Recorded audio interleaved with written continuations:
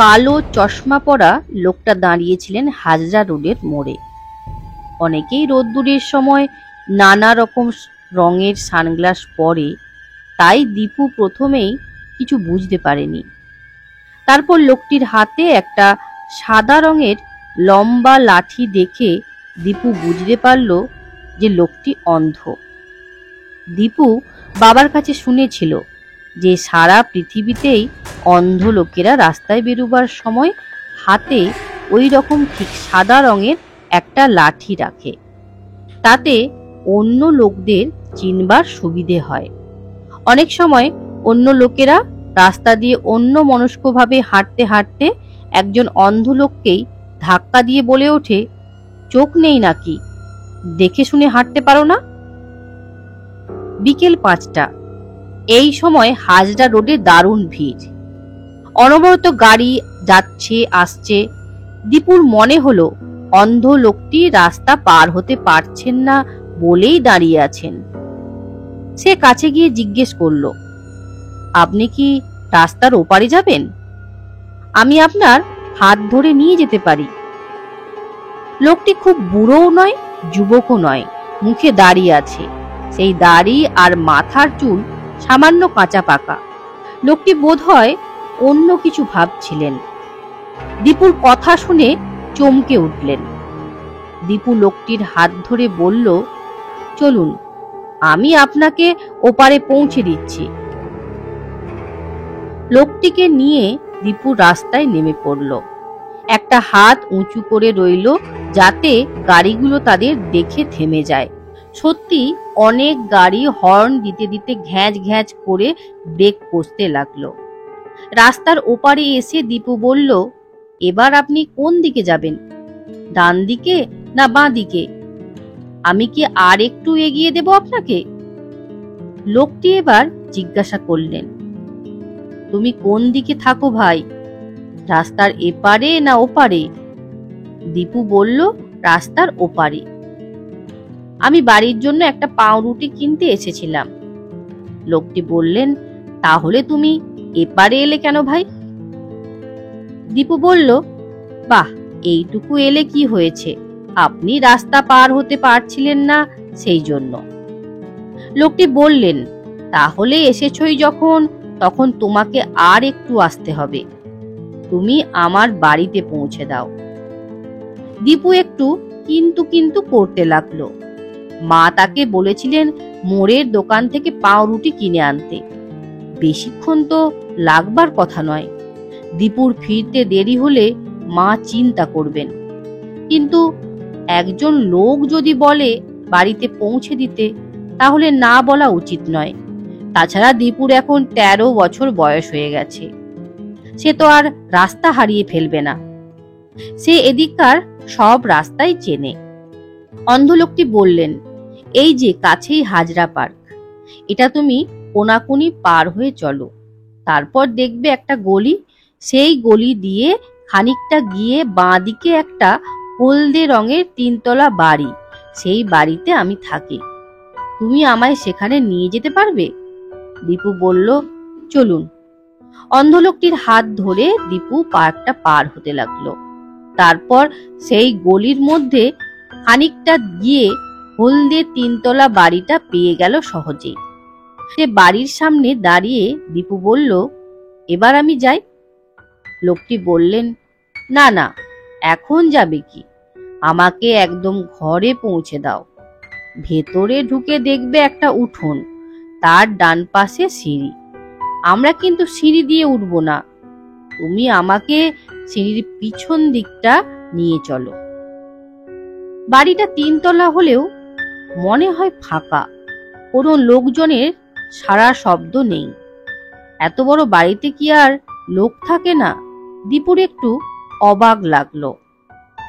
সিঁড়ির পেছনে বেশ খানিকটা পরিষ্কার জায়গায় বাড়ির যত সব ভাঙা জিনিসপত্র থাকে। অন্ধ লোকটি এবার দীপুর হাত ছেড়ে দিয়ে সেখানে বসে পড়লেন। তারপর জামার পকেট থেকে বার করলেন একটা চাবি।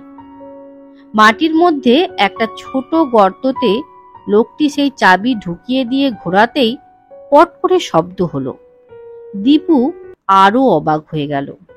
কোনো তালা নেই, শুধু মাটির গর্ততে চাবি ঢোকাবার ব্যাপারটা বুঝলো না।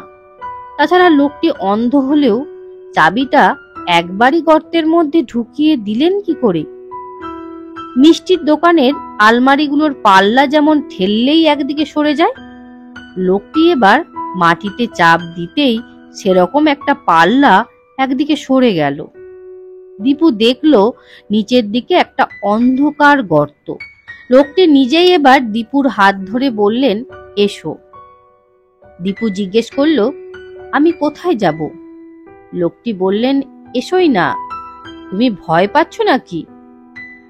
ভয় পাওয়ার কথা শুনলেই দীপুর সাহস বেড়ে যায়। একজন অন্ধ লোকের সঙ্গে অন্ধকারে নামতে সে ভয় পাবে কেন? ভেতরে পা দিয়ে দেখলো একটা কাঠের সিঁড়ি আছে, তবে সিঁড়িটা বেশ সরু। দুজনে পাশাপাশি নামা যায় না, অন্ধকারে কিছু দেখাও যায় না। লোকটি বললে, ঠিক গুনে গুনে 36টা সিঁড়ির ধাপ নেমেই থামবে, তখন সামনে একটা দরজা দেখতে পাবে। লোকটি আগে নিজে নিজেই বেশ টপাটপ নেমে যেতে লাগলেন। নামতে নামতে দীপুকে বললেন, দেখো যেন হোঁচট খেয়ে পড়ে যেও না। দীপু ভাবলো, বাহ, বেশ মজা তো। অন্ধ লোকটি তরতরিয়ে নেমে যাচ্ছেন, আর সে হোঁচট খাবে? অবশ্য অন্ধ লোকটির নিশ্চয়ই বারবার ওঠানামা করতে বেশ অভ্যেস হয়ে গেছে। 36টা ধাপ নামার পর দীপু থামল। একদম ঘুটঘুটে অন্ধকার, কিছু দেখা যায় না।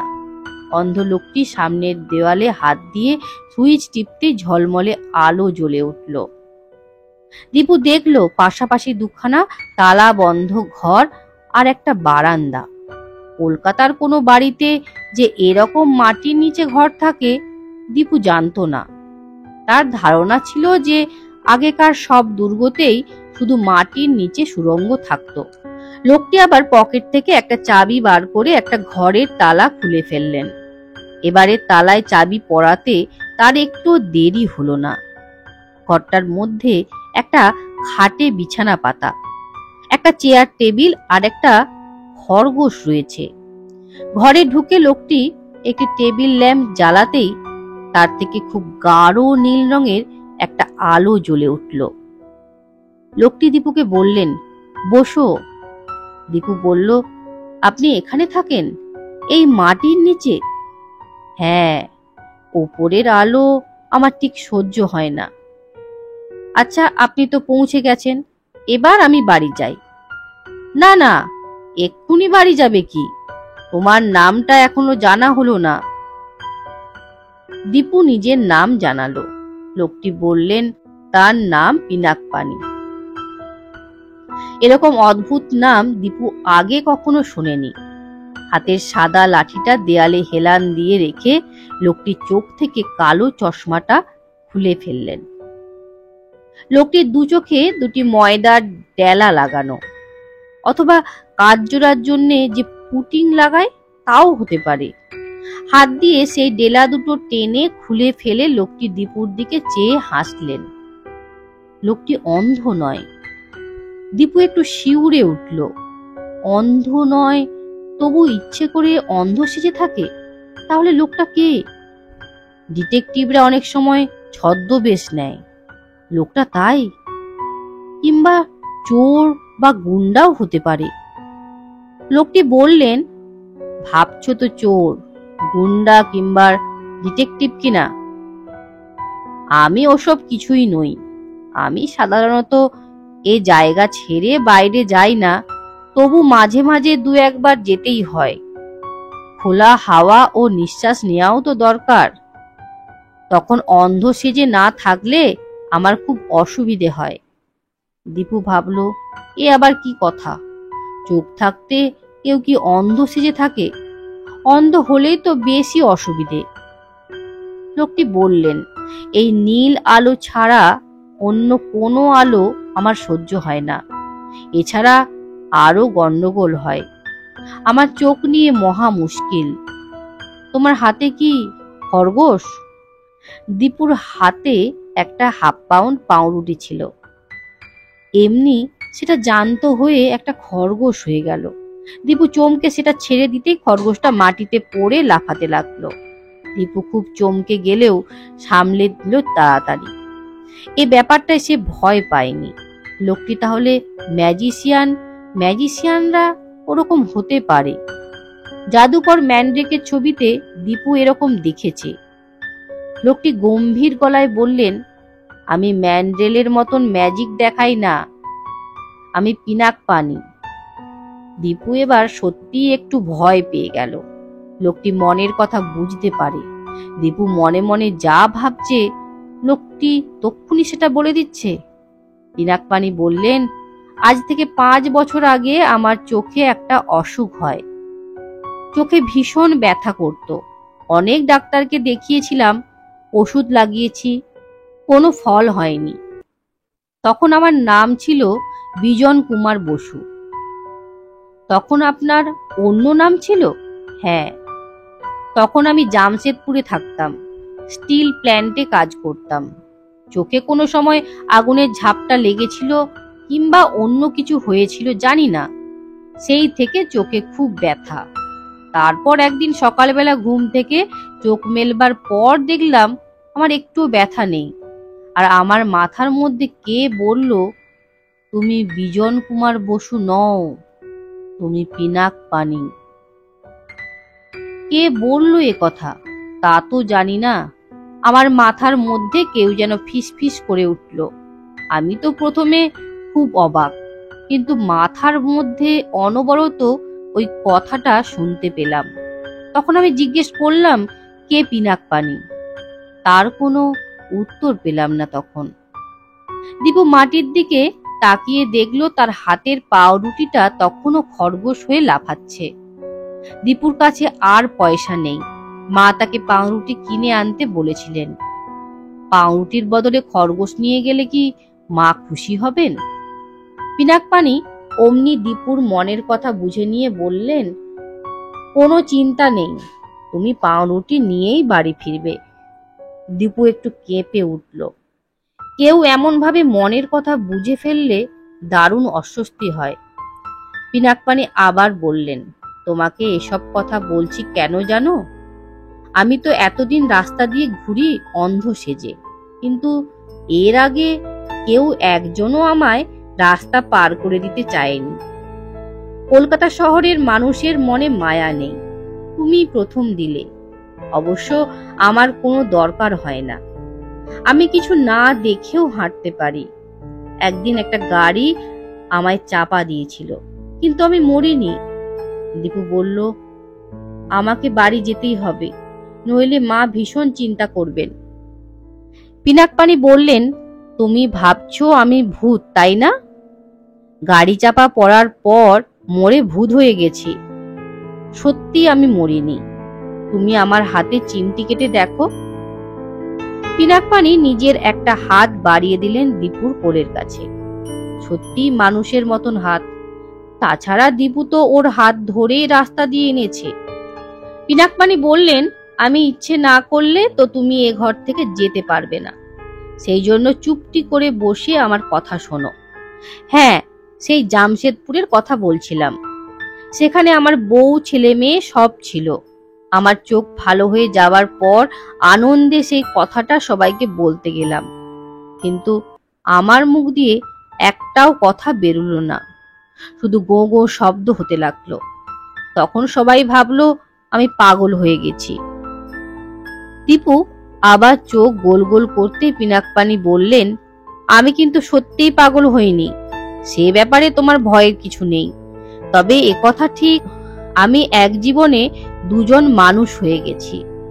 আগে ছিলাম বিজন কুমার বসু, এখন পিনাক পানি। জামশেদপুরে আমার বাড়ির লোক আমাকে জোর করে পাগলা গারদে দেবার চেষ্টা করতে আমি বাড়ি থেকে পালালাম। স্টেশনে এসে সামনে যে ট্রেনটা দেখলাম উঠে পড়লাম সেটাতেই। তখন আমার মধ্যে ফিসফিস করে কে যেন বলল, কলকাতায় চলে যাও। হাজরা পার্কের পেছন দিকে একটা গলি, যেখানে হলদে রঙের 3 তলা বাড়ি, সেই বাড়ি তোমার।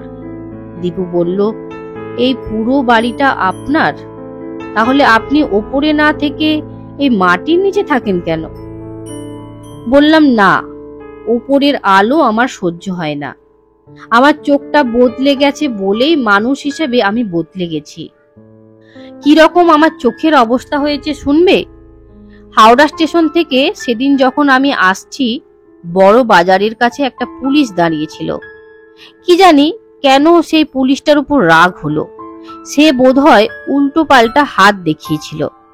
আমি মনে মনে বললাম, এই পুলিশটা একটা গাধা। আর সঙ্গে সঙ্গে কি হলো জানো? পুলিশটা তক্ষুনি একটা গাধা হয়ে গেল, সত্যি সত্যি। আর কেউ বুঝতে পারলো না। সবাই ভাবলো পুলিশটা কোথায় চলে গেছে আর সেখানে একটা গাধা ঘুরে বেড়াচ্ছে। কিন্তু আমি তো সেদিকেই তাকিয়েছিলাম। আমি সঙ্গে সঙ্গে আমার চোখ চেপে ধরলাম। ওহ, সেদিন কি ভয় পেয়েছিলাম! কথা বলতে বলতে পিনাকপানি নিজের চোখেও হাত চাপা দিয়ে ফেললেন। তারপর একটু বাদে হাত দুটো আবার সরিয়ে নিতেই দেখা গেল তার চোখ দিয়ে জল পড়ছে। জল মুছে নিয়ে তিনি বললেন, এটা একটা অভিশাপ, বুঝলে দীপু, একটা দারুণ অভিশাপ। রাস্তাঘাটে এই জন্যই আমি অন্ধ সেজে যাই। কোনো মানুষের উপর যদি আমার হঠাৎ রাগ হয়, তবে তার দিকে তাকিয়ে গরু, গাধা, ছাগল ভাবলেই সেই রকম হয়ে যায়। খরগোশটা দীপুর আঙুলে কুটুস করে কামড়ে দিল। দীপুর পায়ে চটি পড়া আঙুলগুলো বেরিয়ে আছে, আর সেই আঙুলগুলোকে বোধহয় কোনো খাবার ভেবে খরগোশটা কামড়াচ্ছে। দীপু খরগোশটাকে একটা লাথি কষালো। সত্যিই খুব আশ্চর্য ব্যাপার, যেটা একটু আগে ছিল পাউরুটি, সেটা এখন খরগোশ হয়ে গিয়ে রীতিমতো কামড়াচ্ছে। তার মানে এটা ম্যাজিকের খরগোশ নয়। পিনাকপানি খরগোশটার দিকে এক দৃষ্টে তাকিয়ে রইলেন, আর তারপর একটা দীর্ঘশ্বাস ফেলে বললেন, এই একটা জায়গায় আমি হেরে যাই। আমি একটা পাউরুটিকে খরগোশ বানাতে পারি, কিন্তু সেই খরগোশটাকে আর পাউরুটির অবস্থায় ফিরিয়ে নিয়ে যেতে পারি না। বাইরের খরগোশটাকে ঘুরে বেড়াতে দেখে খাঁচার খরগোশগুলো লাফালাফি করছে। পিনাকপানি বললেন, এর একটাও আসল খরগোশ নয়, আগে অন্য জিনিস ছিল। এগুলোকে রেখে দিয়েছি কেন জানো তো? রোজ চেষ্টা করে দেখি ওদের আবার আগেকার অবস্থায় ফিরিয়ে আনা যায় কিনা। কিন্তু আমি এক জিনিসকে 2-4 বার পাল্টাতে পারি না। এসো, তোমাকে পাশের ঘরটা দেখাই। পিনাকপানি বেরিয়ে গিয়ে পাশের ঘরের তালাটা খুললেন। সেই ঘরের মধ্যে একটা মোটকা গন্ধ। সেখানেও একটা নীল আলো জ্বালবার পর দীপু দেখলো সেই ঘরেও কয়েকটা খাঁচা রয়েছে। 5টা খাঁচা। তার মধ্যে দুটোতে দুটো ছাগল, একটাতে একটা বাঁদর, একটাতে একটা বেড়াল, আর একটাতে হরিণের বাচ্চা। পিনাকপানি বললেন, ওরা আসলে সবাই মানুষ। দীপুর বুকের মধ্যে দপ করে উঠল। বলছে কি লোকটা, এরা সবাই মানুষ? নাকি লোকটা আগাগোড়াই গাঁজা দিচ্ছে? কিন্তু দীপুর হাতের পাউরুটিটাকে খরগোশ হয়ে যেতে তো সে নিজের চোখেই দেখেছে। পিনাকপানি বললেন, এরা আমার জন্যই বদলে গেছে। ওই হরিণ ছানাটা আর বিড়ালটা আসলে দুটো মেয়ে, ছাগল দুটো আর বাঁদরটা 3টে ছেলে। ওদের এখানে রেখে দিয়েছি কেন? বাইরের কেউ ওদের মেরে ফেলতে পারে। আমি ওদের এখানে খুব যত্নে রেখেছি আর রোজ চেষ্টা করি ওদের যদি আবার মানুষ করে দিতে পারি। এখনো পারছি না। দীপু ভাবলো, ওরে বাপরে, লোকটা যদি তাকেও ছাগল কিংবা বাঁদর করে দেয়, তাহলে আর সে কোনোদিন মা বাবার কাছে ফিরতে পারবে না। পিনাকপানি সঙ্গে সঙ্গে বললেন, না না, তোমাকে অন্য কিছু করে দেব কেন? তোমার ওপর কি আমি রাগ করতে পারি? তুমি যে অন্ধ ভেবে আমায় রাস্তায় পার করে দিয়েছ, আর কেউ কখনো দেয়নি। দীপু বলল, আমি তাহলে এবার বাড়ি যাই। পিনাকপানি কিছু উত্তর দেবার আগেই ওপর দিকে দুম করে শব্দ হলো। কেউ যেন ওপরের দরজায় ধাক্কা মারছে। পিনাকপানি তরতর করে ওপরে উঠে গেলেন সিঁড়ি বেয়ে। একটু বাদেই ফিরে এলেন হাতে দুটো টিফিন ক্যারিয়ার নিয়ে। তিনি বললেন, আমার আর এই ছেলে মেয়েদের খাবার। একজন চাকর রেখেছি, সে দুবেলা খাবার দিয়ে যায়। তুমি কিছু খাবে? দীপু সঙ্গে সঙ্গে বলে উঠল, না না না। বাড়ি ফেরার জন্য এত ব্যস্ত হয়েছো কেন? একদিন না হয় একটু দেরি করেই ফিরলে। তোমাকে আনার কারণ আর একটু উপকার করতে হবে। আমি আপনার কি উপকার করব? তোমার সাহস আছে? কি জানি, জানি না। খাঁচার বাঁদরটা কিচুমিচু করে ডেকে উঠল। পিনাকপানি বললেন, এই ছেলেটার আগে নাম ছিল সুবোধ। ওর স্বভাব কিন্তু মোটেই সুবোধ ছিল না। হাজরা পার্কে গুন্ডামি করে বেড়াতো আর খুব জ্বালাতন করতো লোকজনদের। একদিন কোনো কারণ নেই আমি হাজরা পার্কের মধ্য দিয়ে যাচ্ছি, ওই ছেলেটা দৌড়ে এসে আমার পায়ে একটা ল্যাং মারলো। আমি পড়ে গেলাম আর ও হাসতে লাগলো হো হো করে। ভেবে দেখো, একজন লোককে শুধু ফেলে দিয়ে আনন্দ করা উচিত? আমি উঠে দাঁড়িয়ে রেগে মেগে বললাম, বাঁদর কোথাকার। তারপর থেকে ওর এই অবস্থা। কিন্তু ওইটুকু দোষ করার জন্য তো ওর সারা জীবন বাঁদর হয়ে থাকা উচিত নয়। তুমি ওর খাঁচার কাছে গিয়ে ওই নামে ধরে ডাকো তো। দীপু বাঁদরের খাঁচাটার কাছে গিয়ে ডাকলো, সুবোধ, সুবোধ। বাঁদরটা দারুণ ছটফট করতে লাগলো খাঁচার মধ্যে। মনে হয় ওর নাম শুনে চিনতে পেরেছে।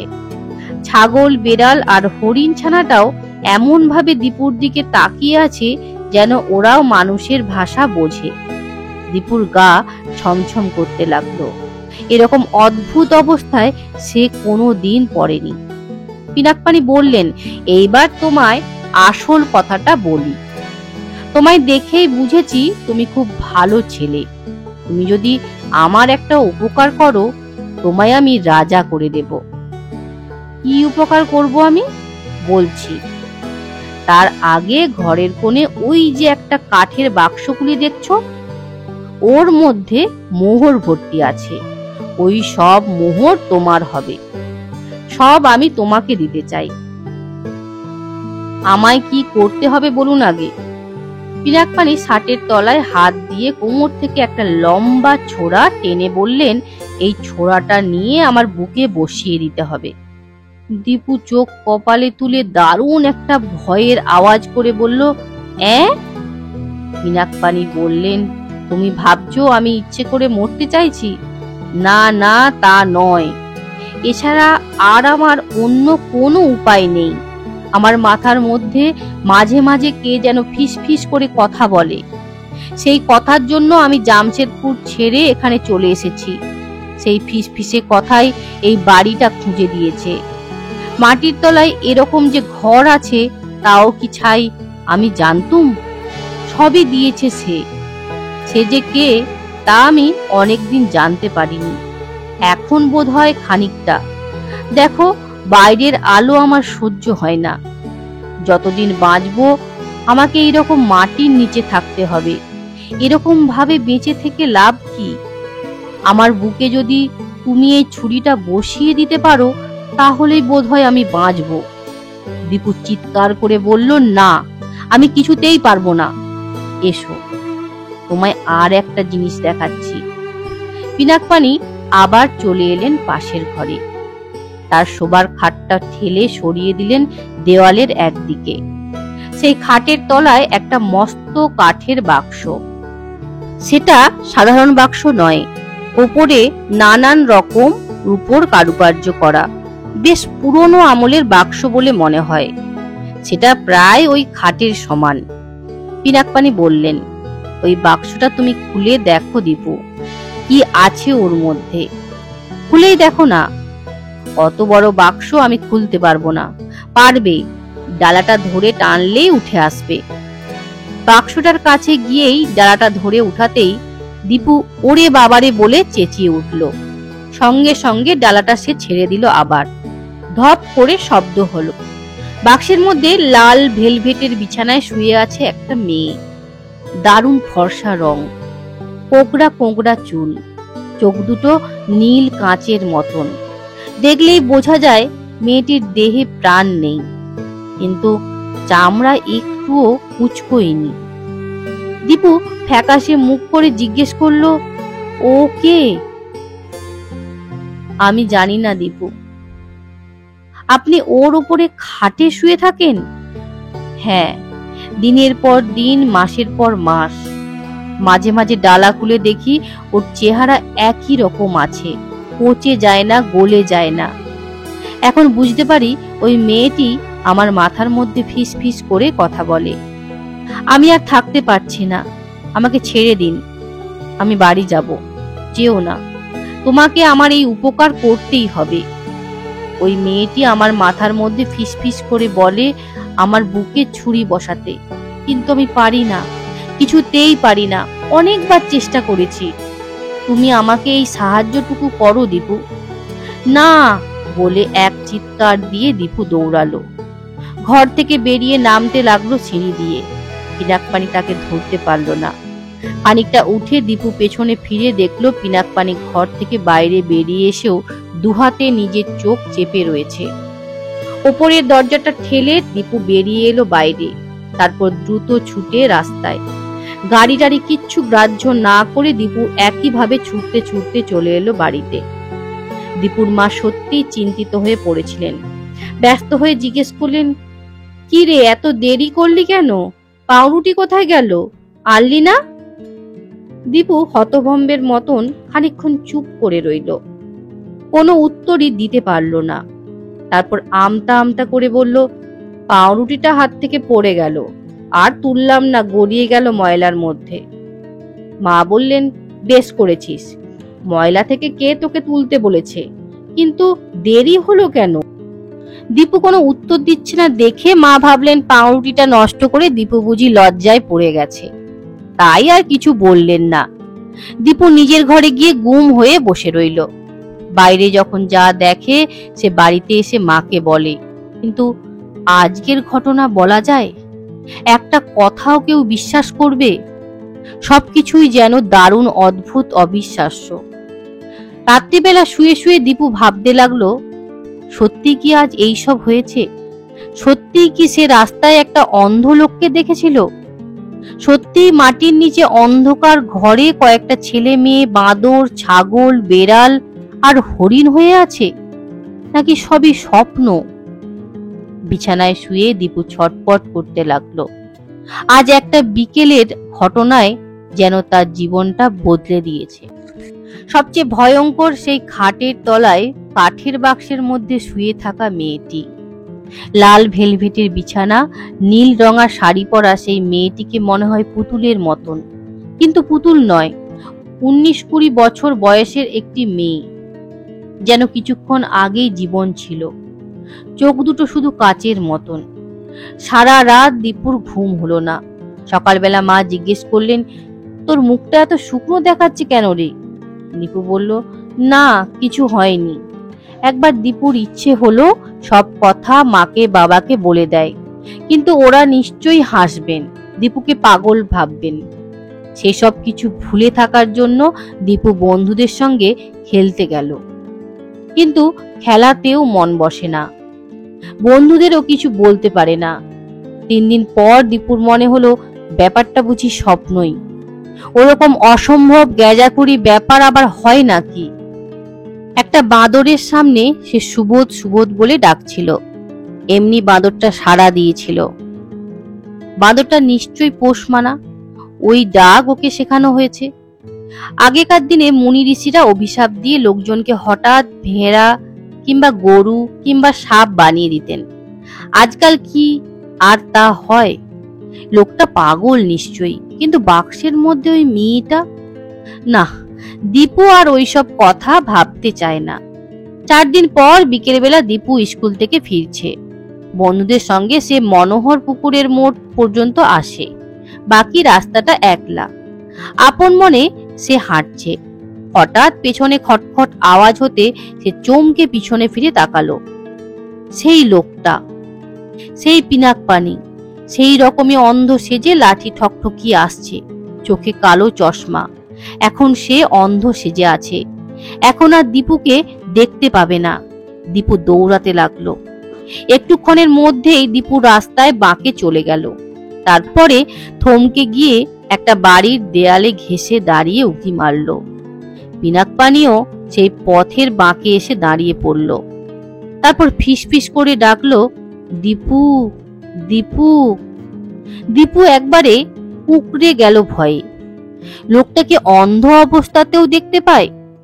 সে আর এক মুহূর্ত অপেক্ষা না করে মারল টেনে দৌড়। বুদ্ধি করে দীপু নিজের বাড়িতে না গিয়ে কাছেই তার বন্ধু সুজিতের বাড়িতে ঢুকে পড়ল। ওই লোকটাকে সে নিজের বাড়ি চেনাতে চায় না। সুজিতদের বাড়ির দোতলায় উঠে জানলা দিয়ে দেখলো পিনাকপানি খানিকক্ষণ চুপ করে দাঁড়িয়ে রইল সেখানে। তারপর যেন একটা দীর্ঘশ্বাস ফেলে চলে গেল পার্কের দিকে। পরদিন স্কুলে টিফিনের সময় বেরিয়ে আলু কাবলি খেতে গিয়ে দীপু দেখলো রাস্তার ওপারে সে দাঁড়িয়ে রয়েছে পিনাকপানি।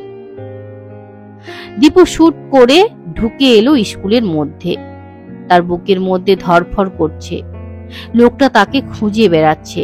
লোকটা তাকে সহজে ছাড়বে না। এখন উচিত লোকটাকে পুলিশে ধরিয়ে দেওয়া। পুলিশ ওর বাড়ি সার্চ করলেই সবকিছু পেয়ে যাবে। এই কথা ভাবতেই দীপুর শরীরে কাঁপুনি ধরে এলো। পিনাকপানি মনের কথা বুঝতে পারেন। দীপু ওকে পুলিশে ধরিয়ে দেবার কথা ভাবছে, এই কথা জানতে পেরে পিনাকপানি যদি তাকে বাঁদর কিংবা ছাগল করে দেন। না না, দীপু এ কথা কিছুতেই মনে আনবে না। এবার সে বাঁদর কিংবা ছাগল হয়ে গেলে কেউ তো তাকে মানুষ করে দিতে পারবে না, এমনকি পিনাকপানি নিজেও পারবে না।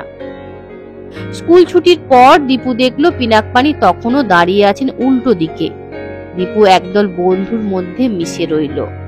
মনোহর পুকুরের মোড়ে এসেও ৩-৪ জন বন্ধুকে বলল, চল আমাদের বাড়ি যাবি একটু, আমার মা পায়েস বানিয়েছেন, তোদের খাওয়াবো।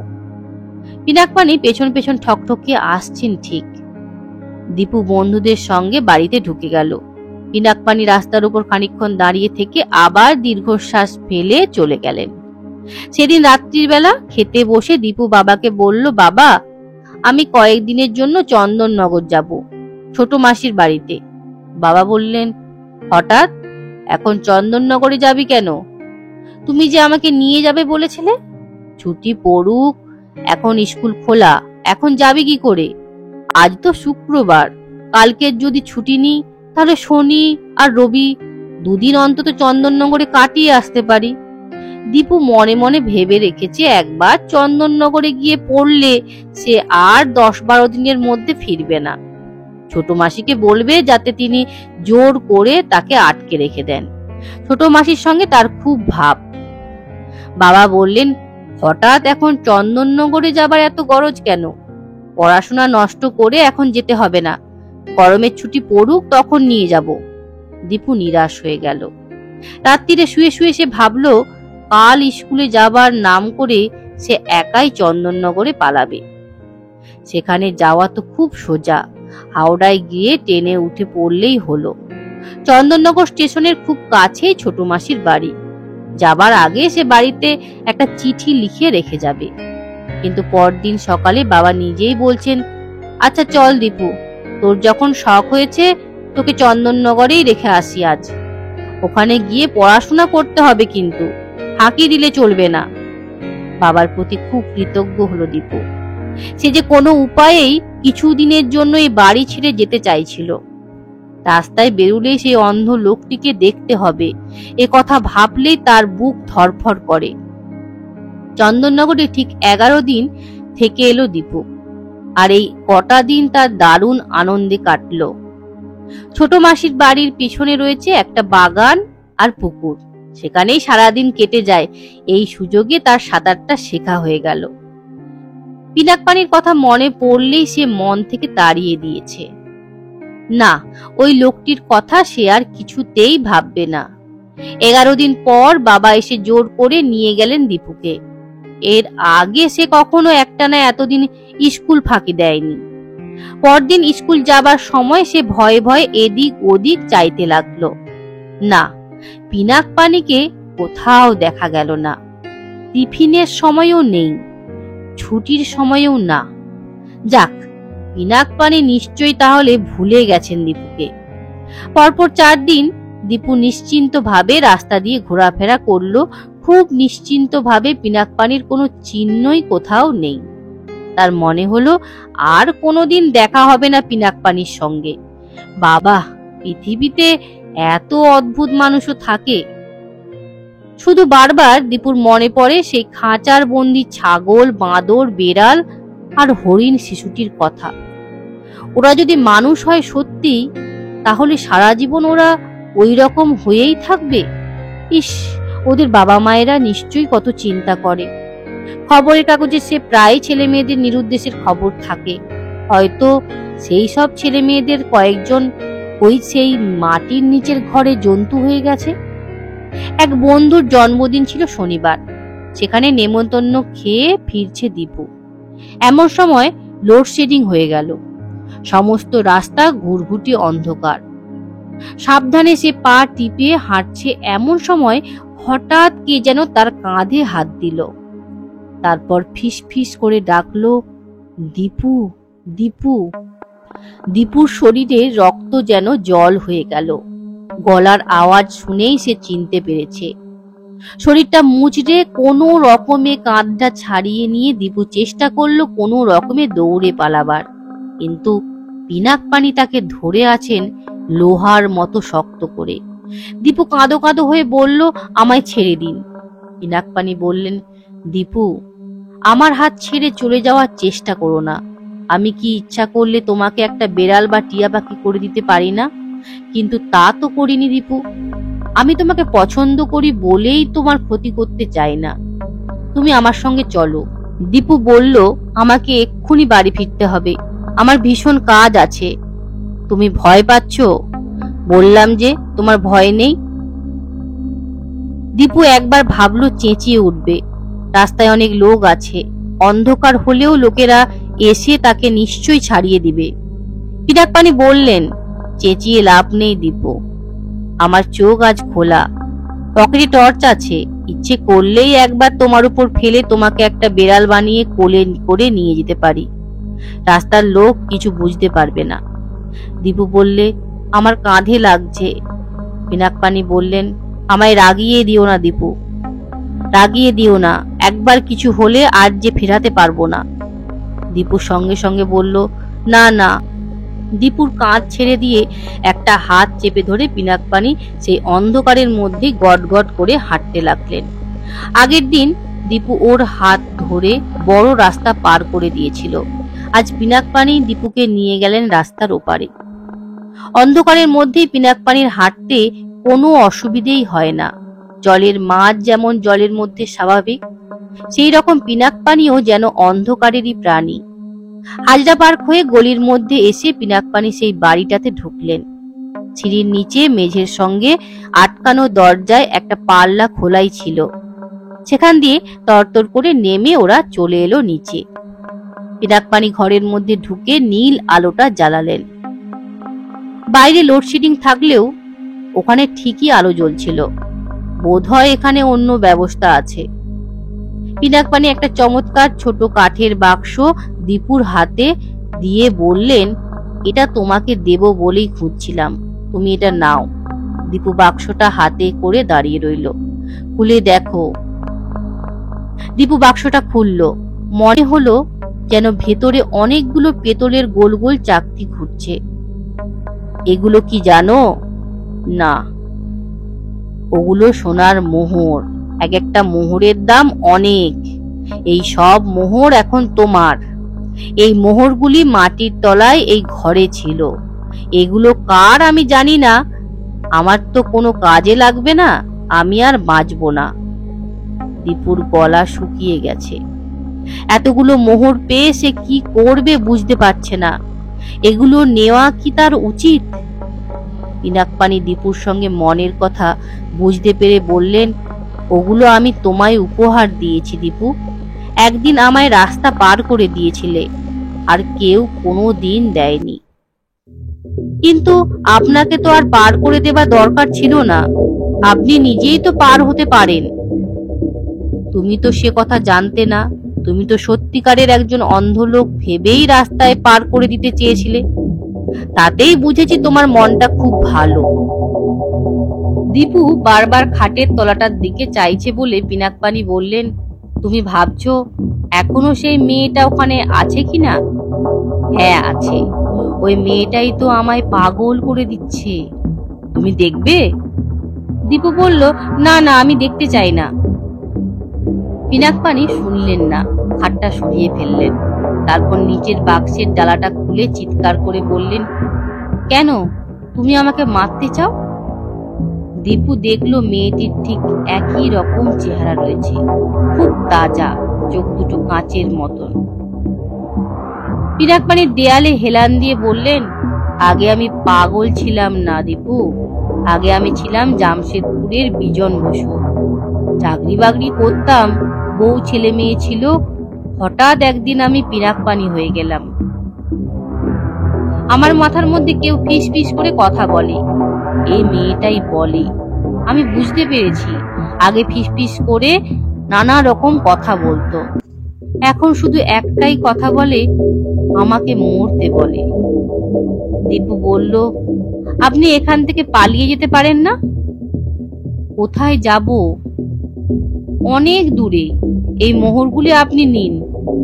তা হয় না দীপু, আমি জানি কোথাও গিয়ে আমি বাঁচতে পারবো না।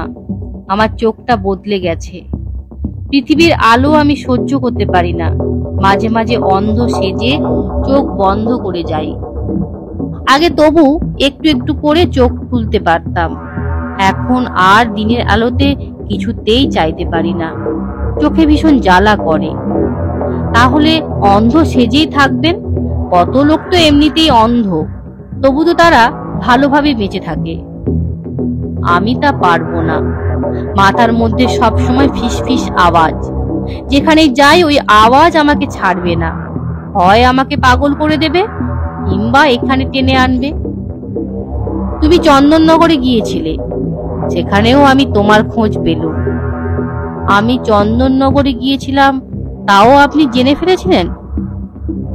হ্যাঁ, এই ক্ষমতাও আমার নতুন হয়েছে।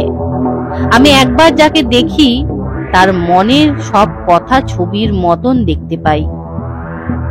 চন্দননগরে একটা হোটেল ভাড়া করেছিলাম, কিন্তু সেখানেও থাকতে পারলাম না রাত্রিরে। মাথার মধ্যে ফিসফিসে আওয়াজ বারবার বলতে লাগলো, ফিরে এসো ফিরে এসো। ঠিক যেন চুম্বকের টানে ফিরে এলাম। কোমর থেকে সেই ছোড়াটা বার করে পিনাকি বললেন, এই আওয়াজটা রোজ আমাকে বলছে এই ছোড়াটা দিয়ে আত্মহত্যা করতে। আমি এই ছোড়াটা হাজরা পার্কে মাটিতে খুঁড়ে পুঁতে এসেছিলাম, নিজের কাছে রাখতে চাই, কিন্তু মাঝ রাত্রিরে নিজেই আবার সেটাকে তুলে নিয়ে এলাম। পারলাম না, বুঝলে দীপু, পারলাম না। দীপুর যেন দম বন্ধ হয়ে আসছে। কাঠের বাক্সটার ডালাটা খোলা। সেই মেয়েটার দিকে যতবার চোখ যাচ্ছে, ততবারই চোখ ফিরিয়ে নিচ্ছে ভয়ে ভয়ে। একটা মরা মেয়ে কতদিন ধরে ওই বাক্সটার মধ্যে রয়েছে কে জানে, পচে না, গলে না।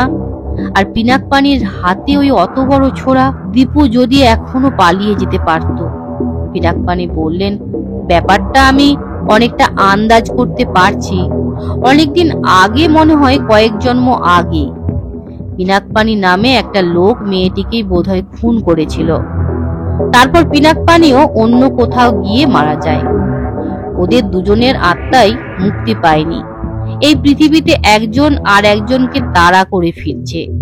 তারপর পিনাকপানি বোধহয় আমার, অর্থাৎ বিজন বসুর শরীরের মধ্যে ঢুকে পড়েছে। দীপু বলল, আমি এবার যাব?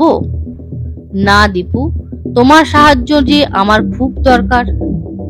আপনি আমাকে দয়া করুন, আমাকে ছেড়ে দিন। আমি কিছুতেই পারবো না।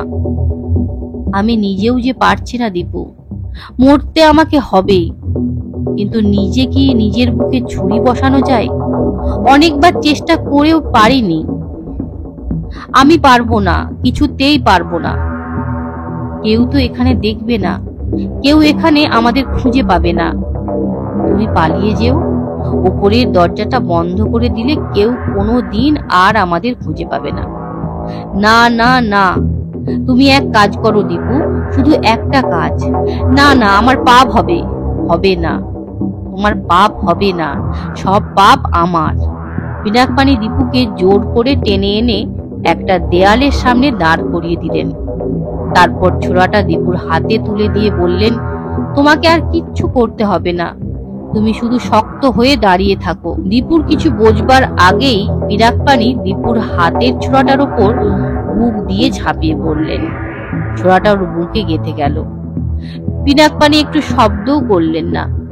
সেই রকম ছোড়া বেঁধা অবস্থাতে কোনো ক্রমে সোজা হয়ে দাঁড়ালেন। তারপর হাঁপাতে হাঁপাতে বললেন, এইবার তোমার ছুটি দীপু, তুমি যাও, এবার আমারও ছুটি। তারপর পেছন ফিরে টলতে টলতে এক পা করে সেই কাঠের বাক্সটার দিকে এগিয়ে যেতে যেতে বললেন, এইবার আমি এসেছি। রক্ত মাখা বুক নিয়ে পিনাকপানি ঝাঁপিয়ে পড়লেন সেই মরা মেয়েটির ওপর। অমনি মেয়েটি উঠে বসে বিকট গলায় হেসে উঠল। দীপু আর সহ্য করতে পারল না, ঝুপ করে সেখানে পড়ে গেল অজ্ঞান হয়ে। কতক্ষণ সেভাবে অজ্ঞান হয়েছিল দীপু জানে না। পরে জ্ঞান ফিরল কয়েকটি ছেলে মেয়ের চিৎকারে। কোথায় যেন কারা খুব ভয় পেয়ে কাকে ডাকছে। দীপু চোখ মেলে দেখলো পিনাকপানির মৃতদেহটা পড়ে আছে মাটিতে, কিন্তু কাঠের বাক্সের মধ্যে সেই মেয়েটি নেই, সে ঘরের মধ্যে কোথাও নেই। দীপু কোনো ক্রমে উঠেই দৌড় লাগাতে গেল। তখন সে বুঝলো চেঁচামেচি আসছে পাশের ঘর থেকে। সেই ঘরটাতে খাঁচাগুলোর মধ্যে ছাগল, বাঁদর, বেড়াল বা হরিণ আর নেই, বরং দুটি মেয়ে আর তিনটি ছেলে বন্দি। দীপু এক হ্যাচকা টানে খাঁচার দরজাগুলো খুলে দিতেই ছেলে মেয়েরা বেরিয়ে এলো। ওরা একসঙ্গে জিজ্ঞেস করলো, আমরা কোথায়, কে আমাদের এখানে আটকে রেখেছে? দীপু বলল, ওসব কথা জিজ্ঞেস করবার এখন সময় নেই, শিগগিরই পালাও। দীপু মোহরের বাক্সটা তুলে নিয়ে নিজেই ওদের পথ দেখিয়ে নিয়ে এলো বাইরে। তারপর সে অন্ধকারের মধ্যে ছুটে মিলিয়ে গেল। মোহরের বাক্সটা দীপু খুব গোপনে লুকিয়ে রেখেছে। আজও কোনো কথা সে মাকে বলেনি। অন্তত 4-5 বছর কেটে না গেলে সে কারুকে কিছু জানাতে চায় না। কাঠের বাক্সে সেই মেয়েটি যে কোথায় গেল দীপু এখনো তা জানে না। এখনো সেই মেয়েটির হাসির কথা ভাবলে তার বুক গুড়গুড় করে। পিনাকপানির জন্য তার মাঝে মাঝে কষ্ট হয়। পিনাকপানি হোক বা বিজন কুমার বসুই হোক, লোকটি খারাপ ছিল না। তবে পিনাকপানি মরে গিয়েছিল বলেই যে ছাগল, বাঁদর মানুষ হয়ে গেল, এ কথা ভেবে দীপুর আবার মনে হয় লোকটা মরে গিয়ে ভালোই হয়েছে। খরগোশগুলোর কি অবস্থা হয়েছিল তার দীপু দেখেনি। তবে ওরা মানুষ ছিল না নিশ্চয়ই, তাহলে পিনাকপানি বলতেন হয়তো অন্য কোনো জানোয়ার। তারা শেষ পর্যন্ত খাঁচাতেই বন্দি থেকে গেছে।